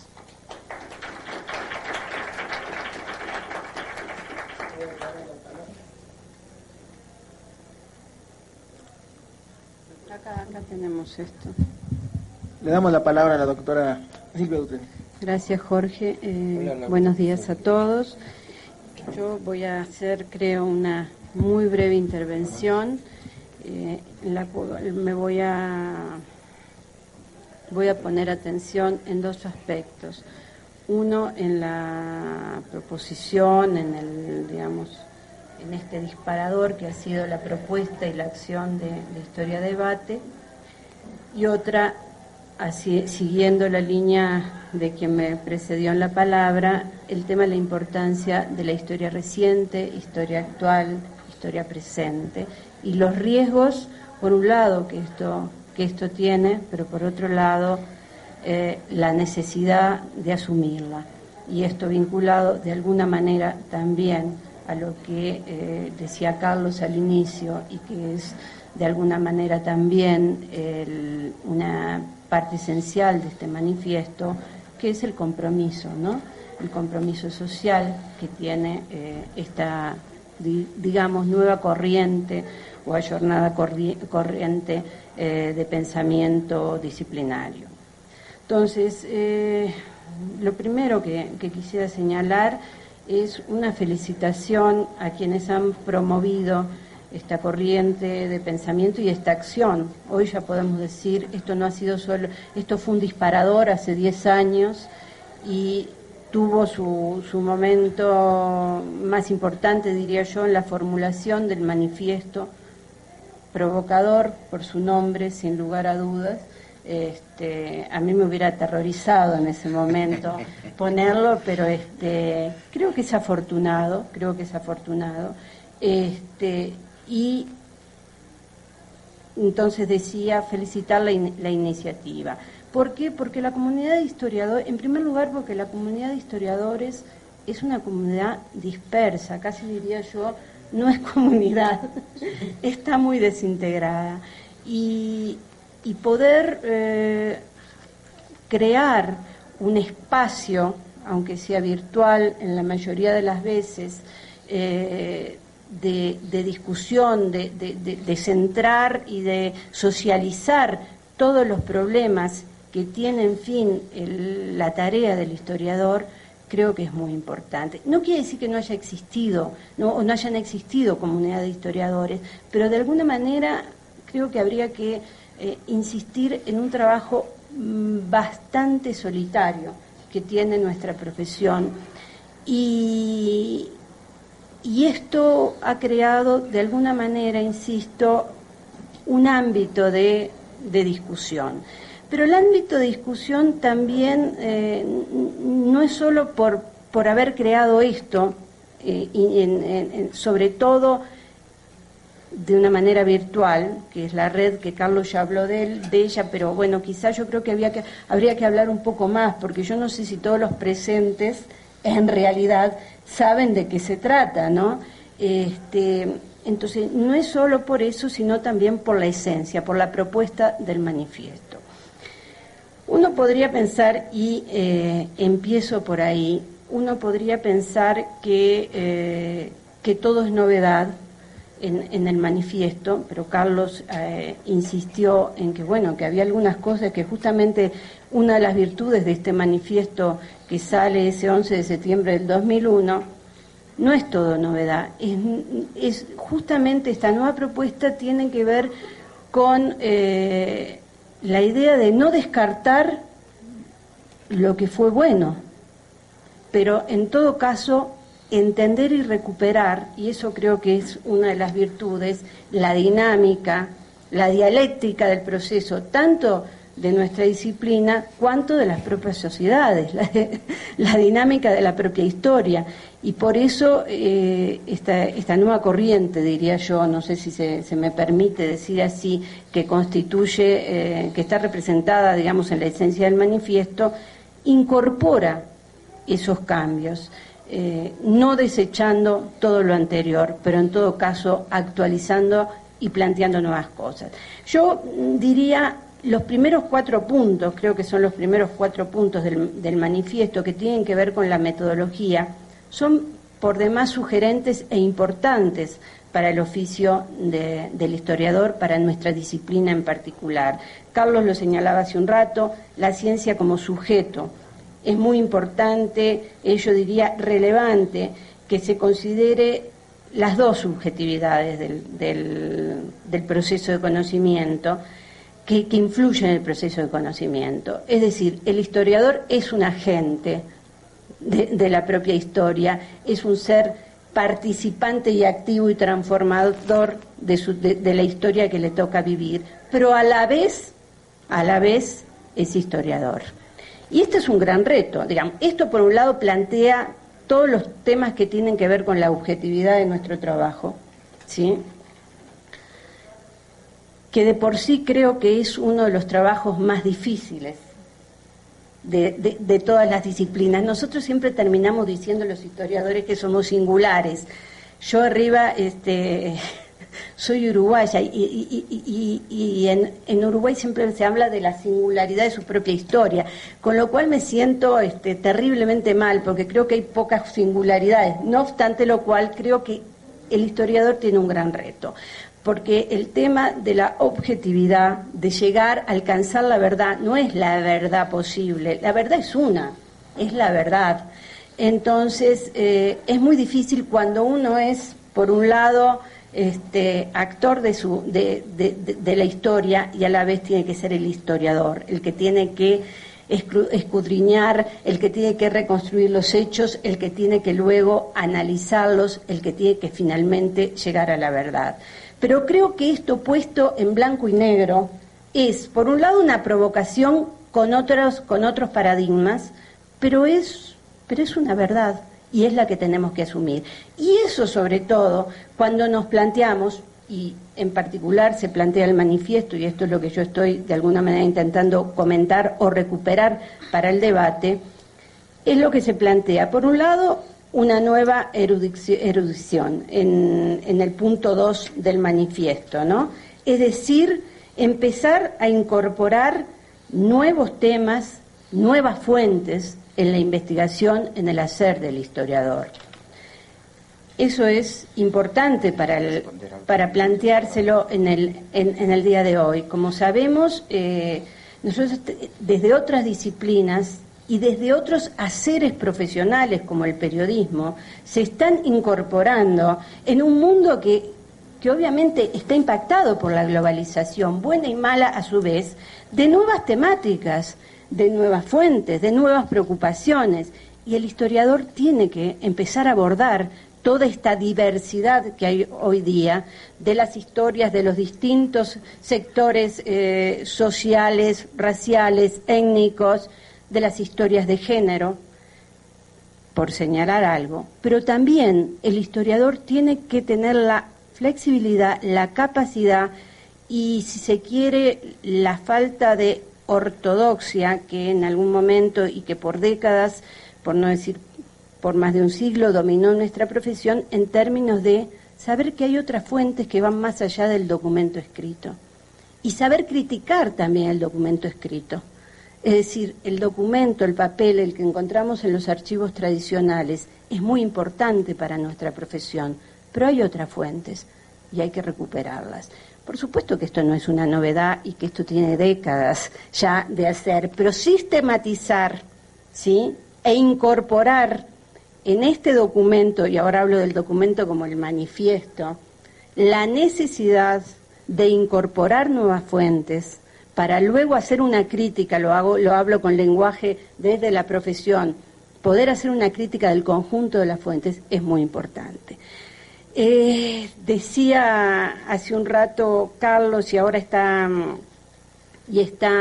planteado en el cuarto punto del manifiesto, el tema de la interdisciplina. Es decir, siempre hubo reticencia a trabajar en grupos multidisciplinarios, no obstante lo cual tuvimos una corriente importante del pensamiento en la historia en la cual, se planteó el trabajo multidisciplinario. Aquí hay una propuesta de incorporarlo desde la propia disciplina, las distintas visiones, cosa que es muy saludable. ¿Por qué? Porque, desde la propia hacer del historiador nos permitirá incursionar de una manera más amplia con otras visiones. Sin embargo, y ahora planteo yo no una crítica, sino una necesidad de incorporar con más fuerza lo que Carlos señalaba hace un ratito cuando decía que Modésimo comentaba que en la Universidad de la Ciudad de México, si no me equivoco, se va a incorporar ahora la materia o el curso de la historia contemporánea, y esta va a incluir hasta los últimos No solo va a incluir, se va a reducir a los últimos 30 años. Se va a reducir a los últimos 30 años. Es otra provocación. Digo, primero no está resuelto, diría yo, el tema de cómo llamarle. Si historia contemporánea, entonces hacer un alargamiento que me da la impresión que es esta provocación de la universidad, pero no está resuelto finalmente si se le llamará historia del tiempo presente, como los franceses, historia reciente, que tampoco no estamos hablando de una actualización de eso, historia presente, historia reciente, historia inmediata, como se plantea en el manifiesto. Pero, en todo caso, para llegar a realmente a poner en práctica de manera efectiva el trabajo de esta historia, llamémosle contemporánea, como los de la Universidad de la Ciudad de México, o una historia reciente, presente, que es, como decía recién Antonio, fundamental en este momento, y que no es una novedad, la hubo en su tiempo, lo que pasa es que se está retomando esto. También en algún momento de nuestra historia se hizo una historia del presente. Es fundamental que pasemos a otra etapa, que es la etapa de cómo se produce la formación del historiador en el uso de nuevas técnicas. Por ejemplo, la historia oral. Es decir, cómo se crea una fuente que es la historia oral, sabiendo que, por supuesto, tiene riesgos, para decirlo rápidamente, de una cosa que quizá pueda ser obvia, que cada uno cuenta su relato de acuerdo a su propia historia identitaria. Entonces el historiador tiene que recoger eso y saber cómo logra, con un conjunto de relatos, hacer una crítica y llegar a alcanzar, junto a otras fuentes, la verdad de los hechos que quiere reconstruir. Pongo este ejemplo, pero esa parte de la historia oral, de la técnica, en todo caso, de la historia oral, el historiador necesita, por un lado, un ayornamiento de su formación para desafiar y hacer historia del presente. Pero no solo eso, yo creo que ahí retomo el compromiso social por un lado y el compromiso del historiador. Nuestros programas de estudio, nuestros programas de historia en las secundarias, en las prepas, en las universidades, más allá de este comentario puntual de la historia contemporánea como historia de los últimos 30 años. Yo no puedo saber en Europa, no tengo idea en Europa cómo está tratado esto, pero yo me atrevería a decir que en América Latina no tenemos esa historia del presente. Y eso es un compromiso, en primer lugar, yo creo, de los propios historiadores. Estuve hace un mes en el Cono Sur. Se conmemoraba, o se recordaba, mejor dicho, los 30 años del golpe de Estado en Uruguay, y se iniciaba todo el recordatorio, que en estos días se cumplirán exactamente los 30 años del golpe de Estado en Chile. Los jóvenes que iban a los distintos foros que se hacían a propósito, jóvenes que iban y de alguna manera uno dice, bueno, si iban ya alguna idea tenían, estaban asombrados, alarmados con todo lo que escuchaban sobre las reflexiones de lo que había sucedido hacía 30 años. Esos jóvenes no tenían la menor idea, y eso es una de las tantas, uno de los tantos resultados de la falta de información, ya no diría, de la falta de formación en esa etapa de la historia de nuestras sociedades. Por lo tanto, todo esto puede ser importante, se puede llegar a realmente a tener un gran peso en términos de la construcción de un nuevo paradigma, de que esto se concrete, como decía Antonio, se tiene que ver en resultados concretos, en trabajo, en producción, pero también, y es fundamental, se tiene que ver en la formación de las nuevas generaciones. Porque si no lo traducimos a la formación de las nuevas generaciones, esto no camina, no tendrá resultados. Y yo, podría seguir hablando de esto, pero quisiera pasar al segundo punto que me interesa en términos de de esta propuesta que se inicia hace 10 años, que ha sido un gran disparador, decía, y también muy provocador de historia-debate. Y diría que para mí hay que saludar esta propuesta que hoy es un hecho concreto de historia-debate, porque es tratar de construir o reconstruir un espacio de la comunidad de historiadores, pero a partir no solo de una propuesta concreta, sino de un debate y una polémica permanente, en la cual pueden intervenir no solo los profesionales de la historia, también intervienen otros colegas, pero sobre todo, y ahí lo uno con, no lo sustituye, pero lo uno con la necesidad de la formación y la discusión con las nuevas generaciones. La conformación de esta red, que también habla de una visión, si se quiere, muy actualizada de los historiadores. Los historiadores solemos ser gente del 19, en todas nuestras concepciones, o en muchas. Esta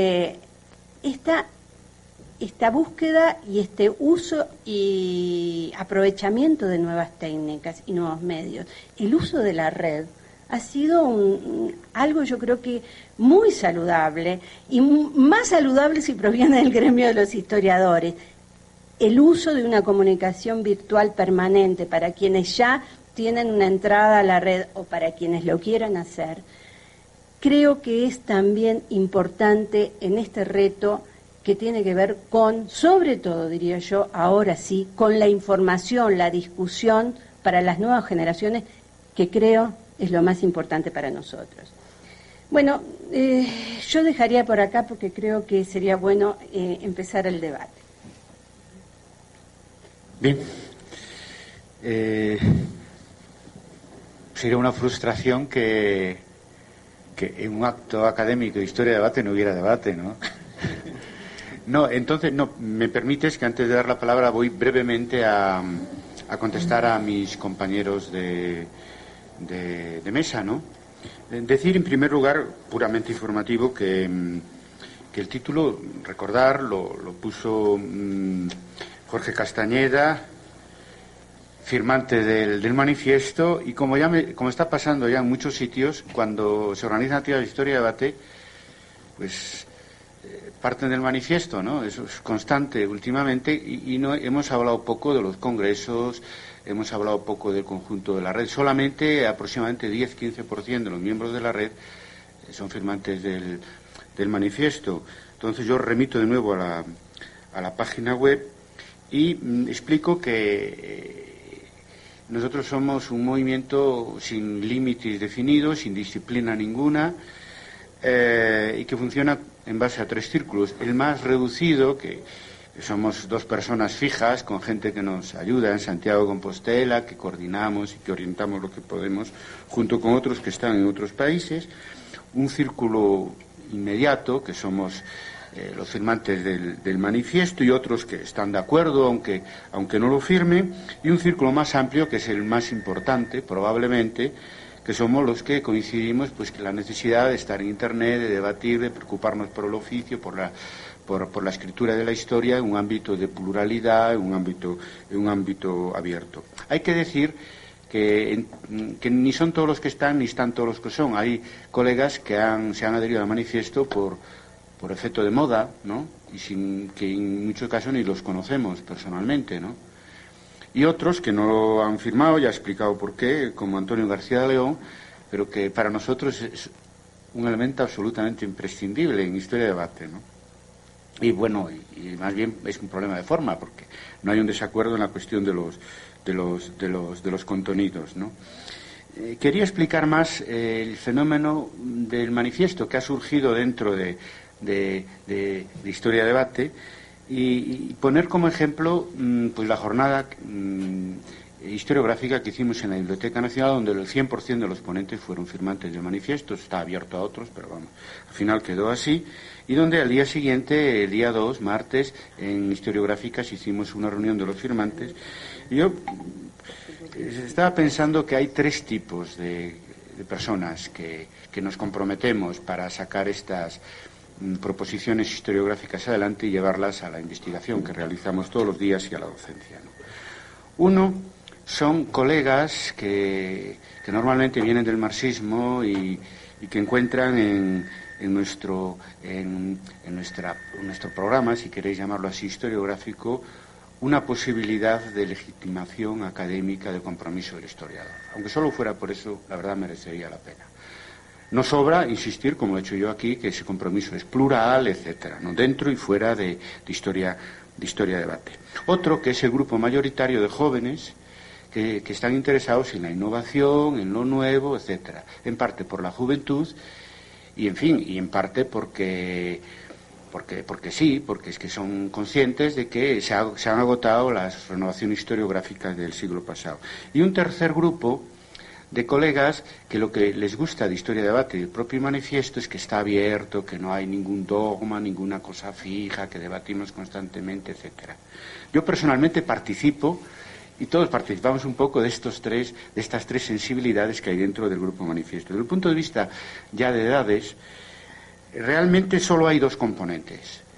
Colegas jóvenes que tienen toda su carrera 30 años, o bueno, y aquí en la UNAM más ya, no sé, 40, ¿no? Casi, de años de vida académica, y después algunos de nosotros que aún perteneciendo biológicamente a la generación y políticamente a la generación del 68, pues en realidad somos historiadores de vocación tardía. En mi caso, es el caso de Jorge Castañeda, era el caso de Rigoberto Rodríguez, y de otros muchos. No muchos, porque realmente más bien estamos con jóvenes trabajando en este tema. Eso puede ayudar a comprender algunas cuestiones. Puede que haya quien subestime por el carácter virtual del trabajo nuestro diario y porque de momento trabajamos más en el nivel de la historiografía que en el nivel de la investigación empírica, que subestime lo que estamos haciendo. Ayer decíamos en un debate online en H México que quizá nos convenga que sea así. Como eso está en Internet y hay una generación ya madura que no está tanto en Internet como los jóvenes, quizá nos convenga tácticamente que no nos subestimen. ¿Entendéis? Y ahí vamos. Entonces, ¿de qué se trata? Se trata de que nosotros no queremos hacer tabla rasa del pasado. Aquí se ha dicho, en eso yo coincido con Antonio y lo hemos explicado bien, coincidimos en lo fundamental, en las cuestiones de contenido, como ya sabéis.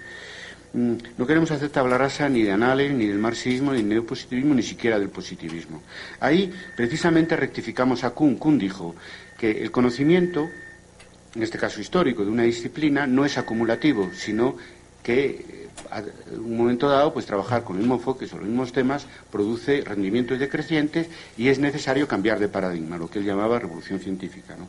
Nosotros rectificamos, porque es la experiencia, decía antes, como historiógrafos, como historiadores. Es decir, que el desarrollo de una disciplina es acumulación y ruptura al mismo tiempo, porque es obvio que el positivismo ha aportado, el positivismo bueno, que me gusta llamar a mí, ha aportado cosas indelebles, irreversibles, igual a Annales, igual al marxismo y tal. Y al mismo tiempo, pues entre las partes negativas del positivismo quisieron ser superadas por el marxismo y Annales, y ahora nosotros tenemos que superar aquello que no ha funcionado o que era erróneo de estas escuelas del siglo pasado. O sea, acumulación o ruptura. Por lo tanto, afortunadamente no todo es novedad, porque nosotros no queremos que todo sea nuevo, queremos y trabajamos para crear consenso en el conjunto de la comunidad internacional de historiadores, aunque somos conscientes que hay una parte de esa comunidad que no va a ser receptiva hasta que termine su vida académica de nuestros mensajes, que ya no.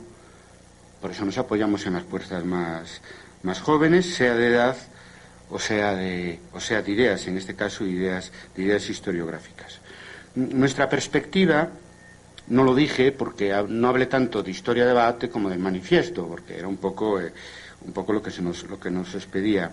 Ya vamos a empezar a funcionar, lo discutimos ya vis a vis en históricas el martes. Vamos a lanzarlo a la web tan pronto yo regrese allá, y a las listas. Vamos a crear 4 grandes grupos de investigación en red, sobre la base de 2 sobre investigación historiográfica, 2 de investigación empírica, para hacer lo que Antonio dijo con razón que falta y es llevar al terreno de la investigación empírica nuestros presupuestos historiográficos y que eso sirva a su vez para renovarlos, desmentirlos, verificarlos, desarrollarlo, incluir cosas nuevas, etcétera, ¿no? Con todo decir también que yo creo que ahora ya no funciona eso de antes, de un autor, una obra inmediatamente reconocido y es imitado. Si no, ya veréis, pues se puede hacer el mejor libro del mundo, y por ahí hay algunos magníficos que ya a veces ni tienen eco. No olvidemos que cuando eso funcionó es que los que hacían libros pertenecían a una corriente colectiva. Acordaros de eso. Y se acabaron, y hay que crear corrientes nuevas para que ahí surjan nuevas figuras. Y en ese sentido hay que generar un consenso desde abajo otra vez, para que surjan, que no seremos ya, no seré yo ya, ni será a lo mejor Rigoberto, ni será a lo mejor Jorge Castañeda, porque hablo de los firmantes, ya que nacimos después de la Segunda Guerra Mundial, inmediatamente después, ¿verdad? No, ya no seremos nosotros, nuestro papel es de mera transición. Y ahí es donde vamos, donde coincidimos, pienso que a pesar de las diferentes actitudes, Toño García de León y yo, que nuestra generación creo que debe apoyarse en los jóvenes, apoyar a los jóvenes y actuar una parte de nuestra generación como transición, algo nuevo. Y eso lo digo sinceramente, una pequeña parte estamos dispuestos a hacerlo nada más. Yo recuerdo que expuesto esto ya hace años en la Universidad Complutense de Madrid, una colega ya, en fin, de mi edad, biológica, pero ya con una carrera académica bastante terminada, bastante buena, me decía privadamente, que es cuando se dicen las cosas más interesantes. Está muy bien lo que propones, pero ya no es para nosotros. Está muy bien lo que propones, pero ya no es para nosotros, porque ya no hay tiempo. Yo en eso quería de nuevo poner el ejemplo de González Casanova, que tiene, pues, cuánto menos que nosotros, Toño, pues por lo menos 20 años, ¿no? Menos, incluso más. Es que a ver si nos ponemos como los más jóvenes, ¿no? Y sin embargo, en esos 20 años ha hecho una labor pendiente de lo nuevo. Anunció un libro allí, en la entrevista que tuvimos, muy bonito, sobre lo nuevo en leyes y sistemas sociales de la historia, ¿no? O sea, Dios mío, o sea, producir cosas nuevas hasta el último momento. Claro, para eso hay que tener entusiasmo. Y yo en eso, ¿qué queréis que os diga? Toño tiene toda la razón. Hemos sido tan golpeados en el terreno político, ha habido tanta frustración, que yo mantengo todavía un ánimo también porque académicamente soy nuevo. Es decir, yo acabé mi licenciatura de Historia en el año 86 y leí mi tesis doctoral en el año 88. Porque antes pues hice ingeniería y después estuve en la época de la transición en España en la actividad política, o sea, haciendo historia inmediata, pero con minúsculas, y todas estas cosas. Entonces, pues llegué tarde, y ¿qué voy a decir? Yo me siento solidario con mi generación. Y por lo tanto sé que ha habido dos reacciones. Hay quien, bueno, que se sigue identificando como generación del 68 y sobrellevamos nuestra identidad adaptándonos a los nuevos tiempos como podemos, y hay que, como sabéis, ha cambiado pues al otro lado completamente, etcétera, legítimamente, ¿eh?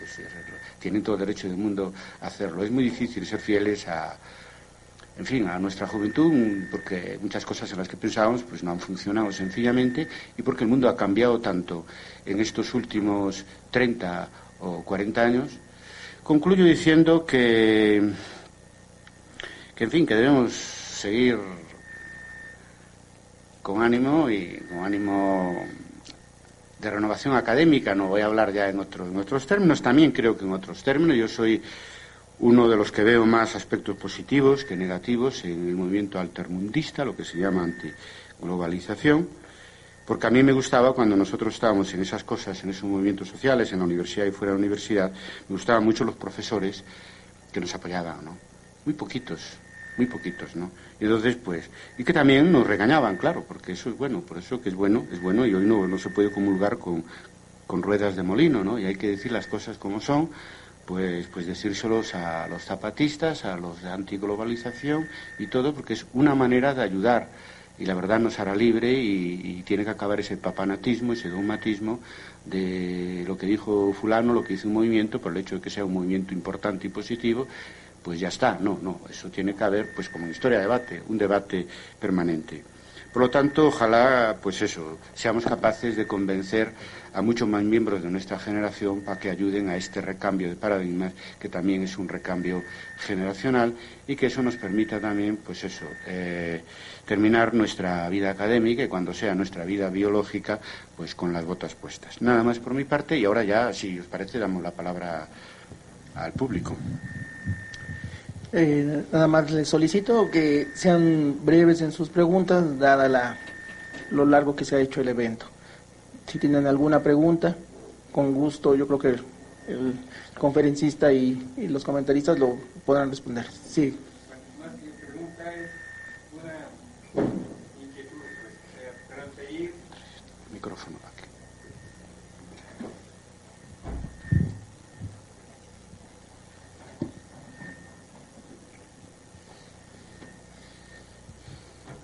Sí, la inquietud de cómo abrió el doctor Carlos de ese cambio de estafeta, ¿no?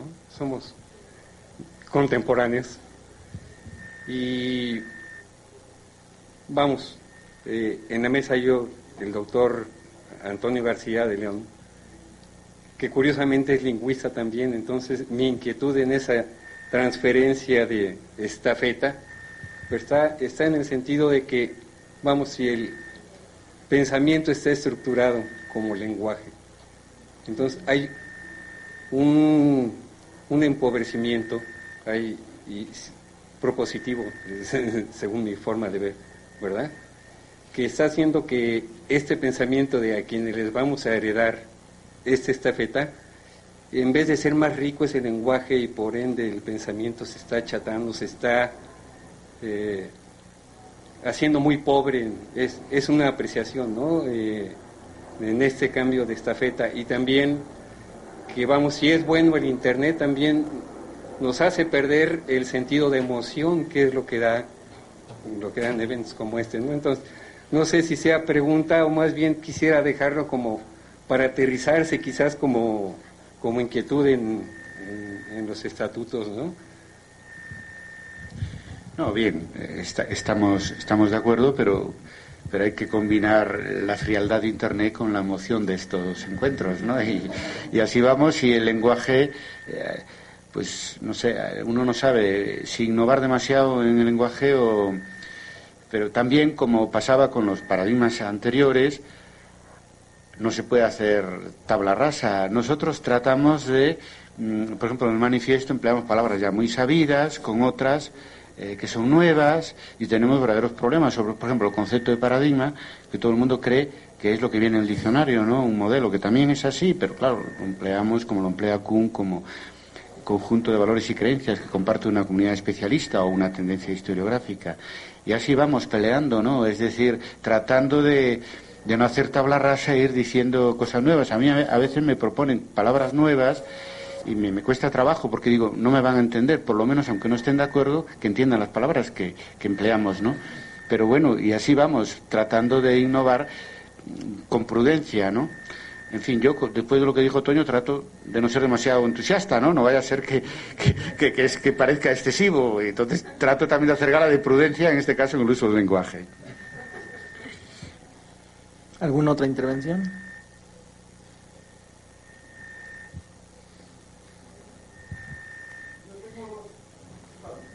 Primero la señorita. Gracias. ¿Cómo evitar que con tanta cercanía a la historia moderna, a la historia contemporánea, o como le quieran llamar, se evite la ideologización, o sea, los puntos de vista muy personales, cuándo va a ser, cuánto o cómo se va a apreciar objetividad?